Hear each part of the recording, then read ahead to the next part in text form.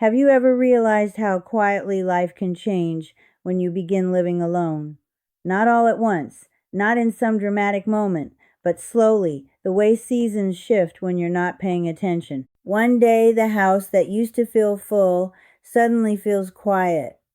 The routines that once involved two people now belong only to you. My name is Eleanor. I'm 82 years old now, and for the last 13 years I've lived alone since my husband Thomas passed away. I spent most of my life working as a school secretary, the kind of job where you're surrounded by people every day.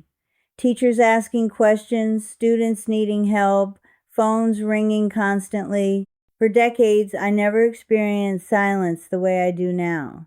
And when I first started living alone, I thought I understood what it would be like.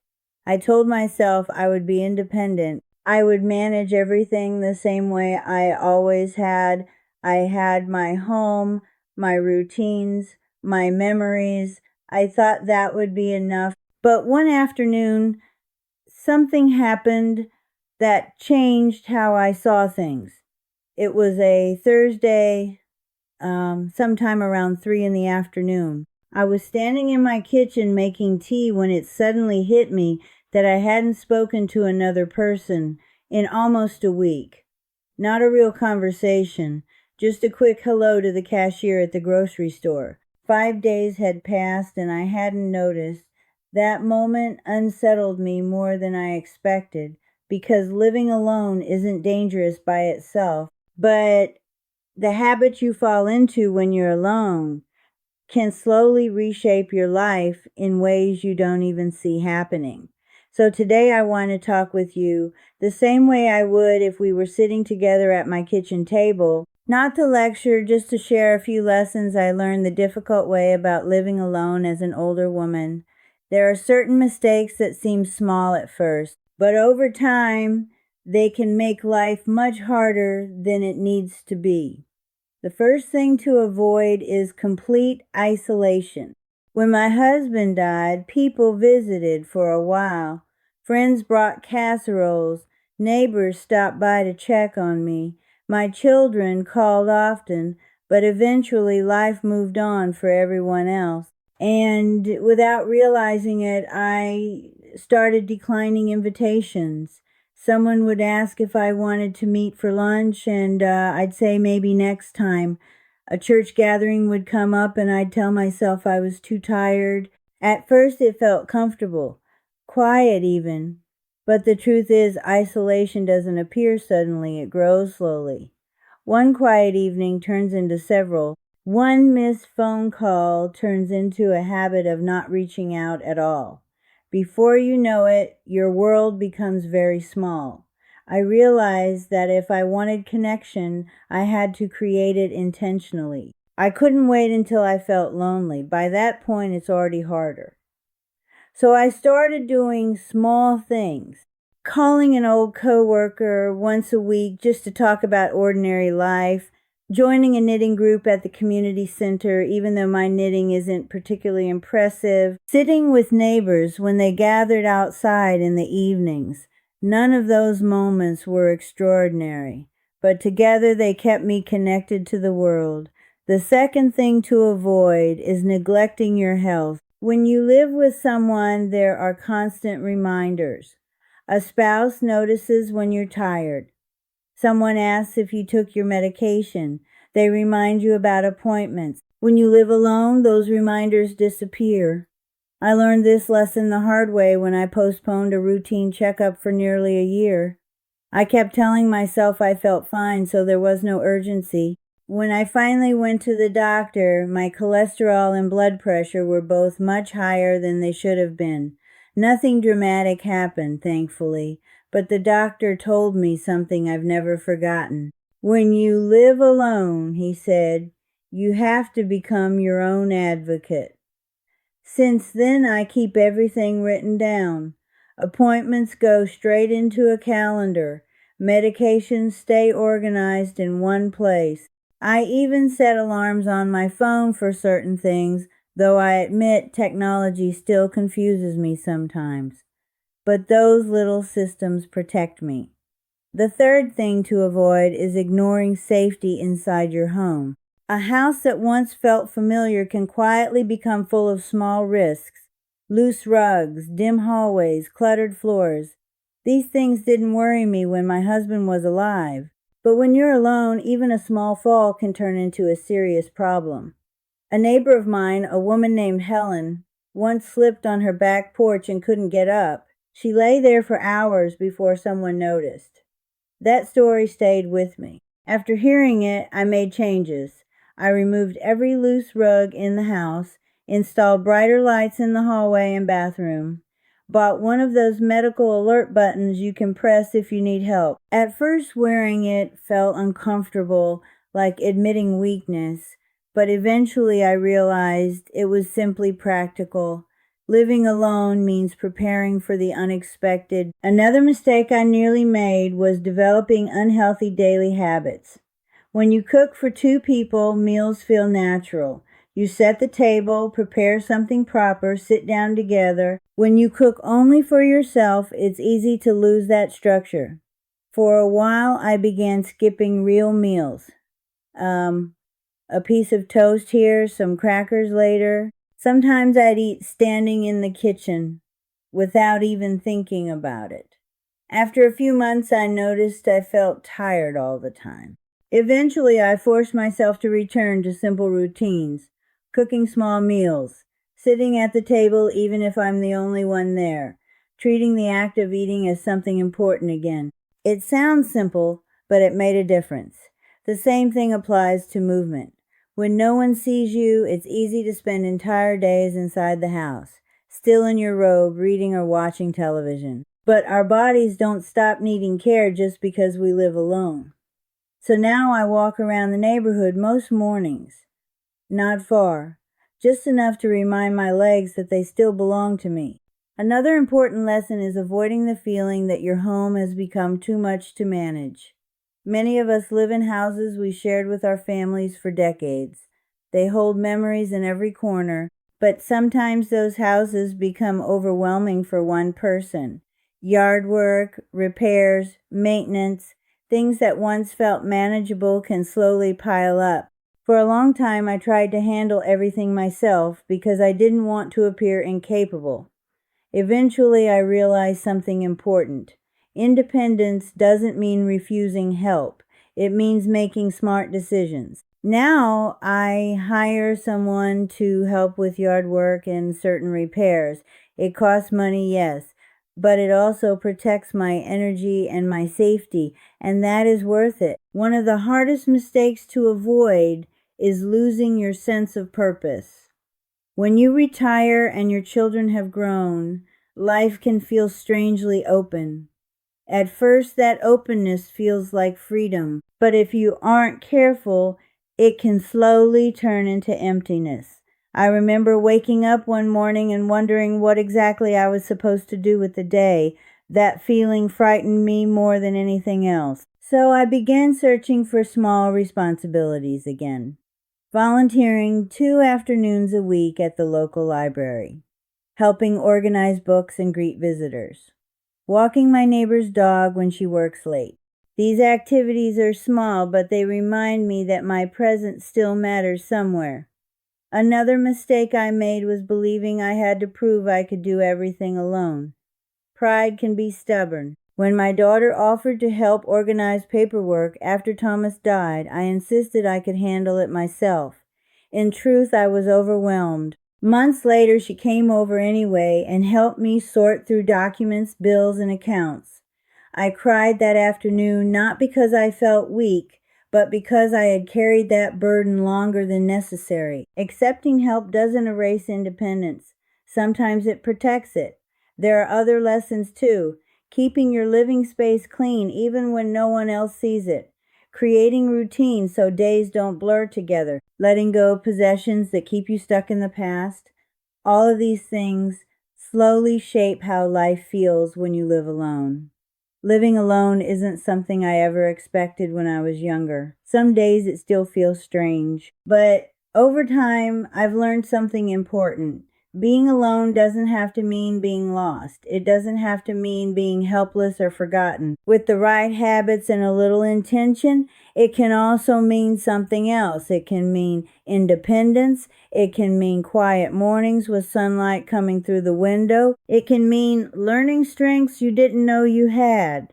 And sometimes it simply means discovering that you are capable of caring for yourself in ways you never imagined. I still miss Thomas. That never really disappears. But I've also learned that life continues in ways you don't expect.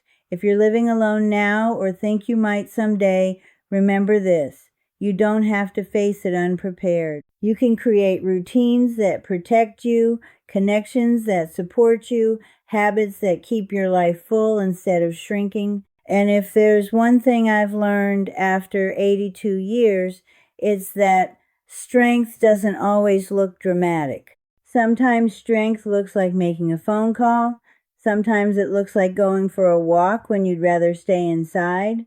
Sometimes it simply looks like choosing not to give up on yourself. Thank you for sitting with me and listening to what an old woman has learned along the way. If you ever feel alone in your own house, remember that there are many of us out here learning the same lessons, one quiet day at a time. Take care of yourself. And never forget that being alone does not mean you are on your own.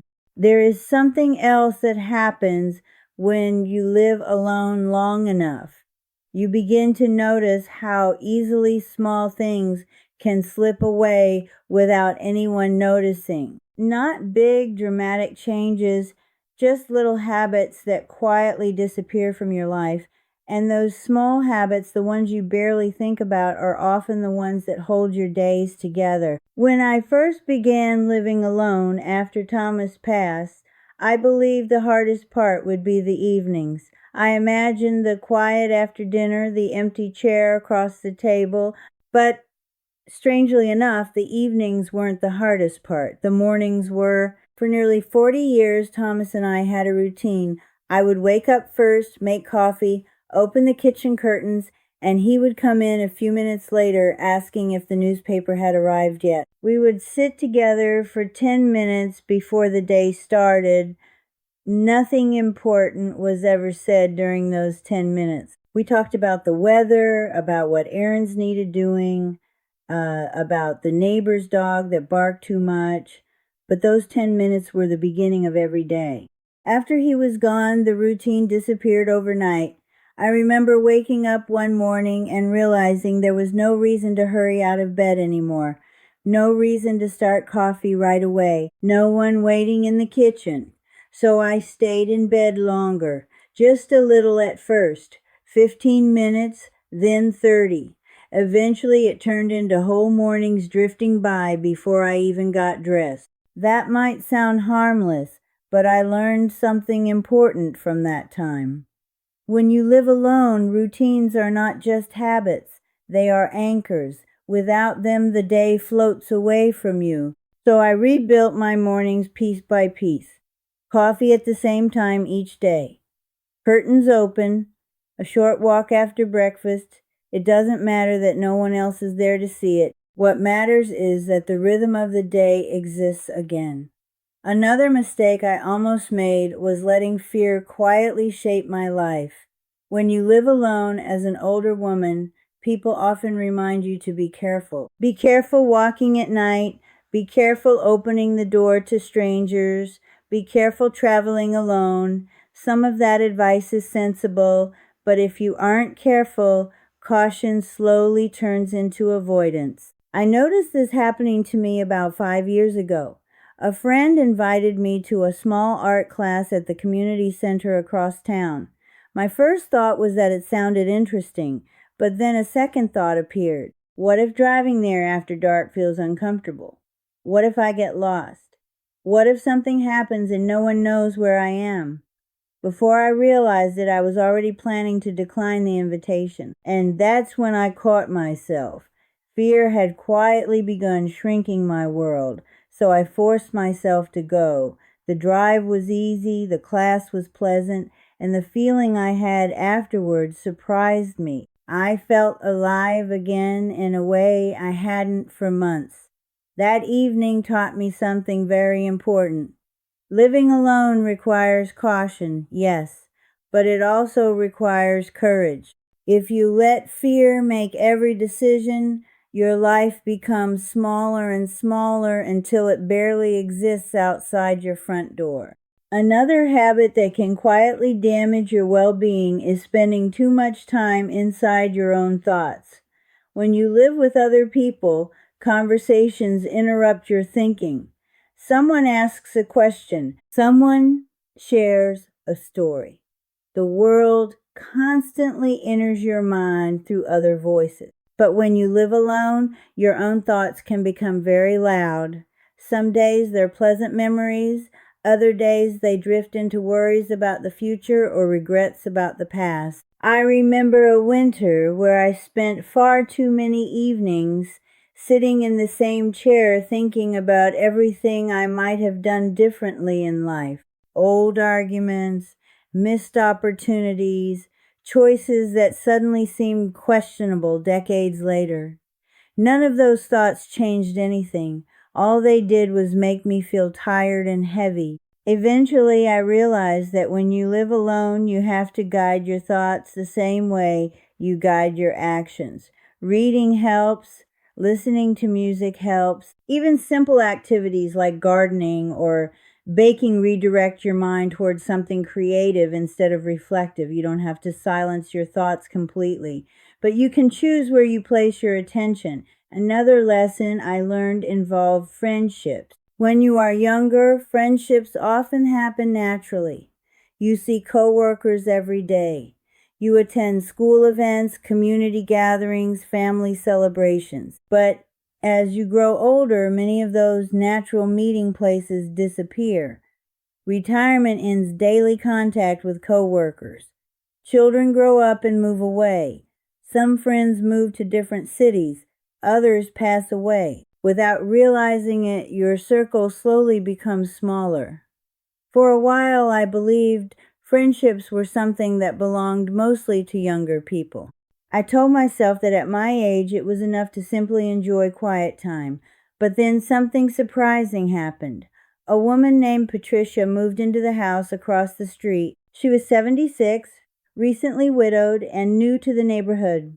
One afternoon, she came over to introduce herself.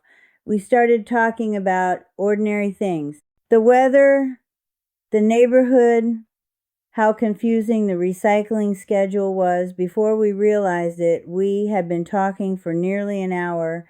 That simple conversation turned into a weekly habit. Sometimes we have tea together. Sometimes we walk around the block. Occasionally we complain about the price of groceries. Nothing extraordinary. But that friendship reminded me of something I had forgotten. Connection does not stop being important just because you grow older. In fact, it may become even more important. Another mistake to avoid when living alone is letting technology intimidate you so much that you avoid it completely. I'll admit I struggled with this one.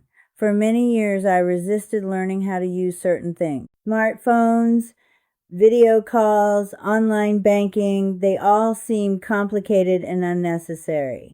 But one winter when travel was difficult, my granddaughter convinced me to learn video calling so we could see each other more often. At first it was frustrating. I pressed the wrong buttons. I accidentally muted myself. Once I even ended a call while trying to adjust the volume. But eventually I learned, now I can see my grandchildren's faces even when they live hundreds of miles away. Technology will never feel as natural to me as it does to them, but it has opened doors that would otherwise remain closed. Another quiet challenge of living alone is learning how to celebrate life's small moments without feeling that they require an audience. When you're younger, celebrations usually involve other people. Birthdays, holidays, anniversaries. The house fills with laughter and noise. When you live alone, those occasions can feel different. The first birthday I spent by myself felt strangely empty. I told myself it was just another day, nothing special, but later that evening I realized something. Life's milestones still matter, even if you're the only person present, so now I treat those days differently. I buy myself a small cake, I light a candle. Sometimes I even write a letter to myself reflecting on the past year. It may sound unusual, but those small rituals remind me that my life still deserves recognition. Living alone doesn't erase the importance of your existence. If anything, it asks you to honor it more deliberately. Another important lesson is learning to forgive yourself for the moments when living alone feels difficult. There are days when loneliness appears unexpectedly, days when the silence feels heavier than usual, days when you wish someone else were in the next room. When those days happen, it's easy to feel like you're failing at independence, but you're not. Loneliness is not a weakness. It's simply part of being human. The goal isn't to eliminate that feeling completely. The goal is to recognize it without letting it define your life. Some days will feel peaceful. Others will feel quiet in a harder way. Both are part of the experience. And the final thing I've learned during these years of living alone is that resilience grows slowly, almost invisibly. In the beginning, everything feels uncertain. You wonder if you will manage the house, the finances, the responsibilities. But one day you notice something small. You handled a problem without panic. You solved something that once confused you. You navigated a difficult moment on your own. Those small victories accumulate over time. And eventually you realize that the woman you are today is stronger than the one who first stood alone in the kitchen, wondering how life would continue. Living alone is not the life I imagined for myself when I was younger, but it has taught me something valuable about strength, patience, and self-reliance. It has shown me that independence doesn't mean doing everything perfectly. It means continuing to move forward, even on the quietest days. There is one final thing I want to share about living alone, something that took me many years to understand. When you first begin living by yourself after decades of sharing life with someone, it feels like something has been taken away from you. The house feels too quiet, the evenings stretch longer than they used to, and you start wondering if the best parts of your life are already behind you. I remember feeling that way during the first couple of years after Thomas passed. I would sit in the living room at night with the television on, not really watching it, just letting the sound fill the silence. The house that once felt warm and full now echoed in ways it never had before. Every little noise seemed louder. The refrigerator humming, the clock ticking, the wind pushing against the windows. At first I thought that quiet meant something was missing, but slowly something changed. I started noticing things I had never paid attention to before. The way sunlight moves across the kitchen floor in the morning, the sound of birds outside the bedroom window just before sunrise, the peaceful feeling of drinking coffee without rushing anywhere. Living alone taught me something I had never really practiced before: listening to my own life. When you spend decades caring for other people, raising children, supporting a partner, working a job, your attention is always directed outward.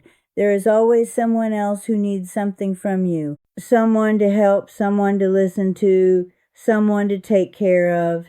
Then suddenly that role changes, and for the first time in many years, your life belongs mostly to you again. At first that feels unfamiliar, even uncomfortable. But if you give yourself time, you begin to realize that this stage of life holds a different kind of freedom. Not the loud freedom people talk about when they are young, but a quieter version. The freedom to move at your own pace. The freedom to spend a day however you choose, I remember one morning about 3 years ago when I decided to drive out to a small lake about 30 minutes from my house. It wasn't planned. I simply woke up, looked out the window, saw the sky was clear, and thought it might be nice to go somewhere peaceful. So I made a sandwich, packed a small thermos of tea, and drove there by myself. I sat on a wooden bench near the water for nearly 2 hours. No schedule, no conversation, just the sound of the wind and the gentle movement of the lake. On the drive home, I realized something that surprised me. I hadn't felt lonely once that entire morning. For the first time in a long while, I had simply enjoyed my own company. That experience changed how I thought about living alone. It made me realize that solitude and loneliness are not the same thing. Loneliness is when you feel disconnected from the world. Solitude is when you feel comfortable within your own space. And learning that difference is one of the most important lessons for anyone living alone. Another thing I've learned over the years is that life doesn't stop offering small moments of joy just because you're older or because you live alone. In fact, sometimes those moments become easier to notice. A neighbor's child waving when she walks past the house after school. A letter arriving from an old friend you haven't heard from in years. A flower blooming in the garden that you forgot planting months earlier. These things might seem ordinary, but they carry a quiet kind of happiness. When you slow down enough to notice them, they remind you that life is still happening around you. One challenge that took me a long time to overcome was the feeling that I no longer had anything new to look forward to. When you're younger, life feels full of future plans, careers to build, families to raise, houses to buy, trips to take. As you grow older, those large milestones become less frequent. And it's easy to fall into the belief that the most exciting chapters of life have already been written. But that isn't entirely true. The scale of anticipation simply changes. Instead of big life events, you begin looking forward to smaller things.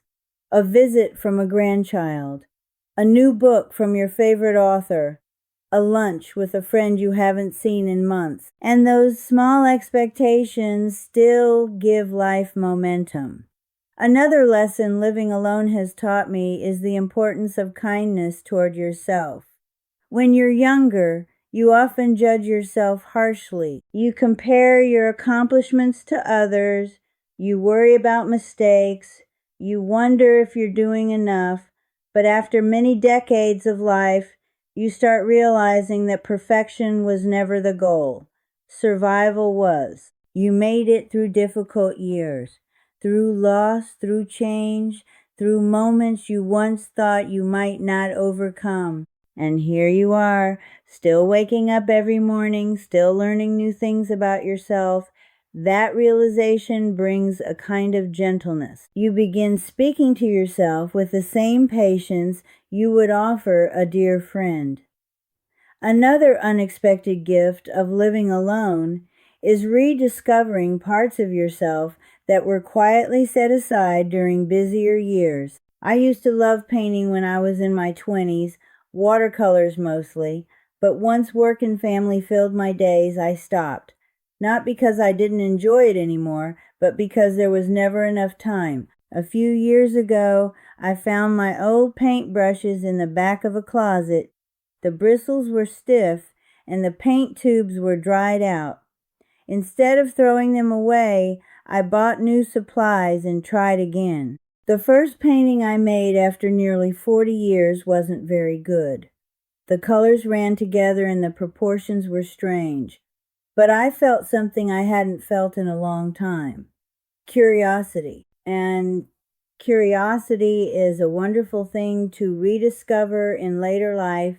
It reminds you that learning doesn't stop just because your hair turns gray. Living alone has also taught me something about resilience.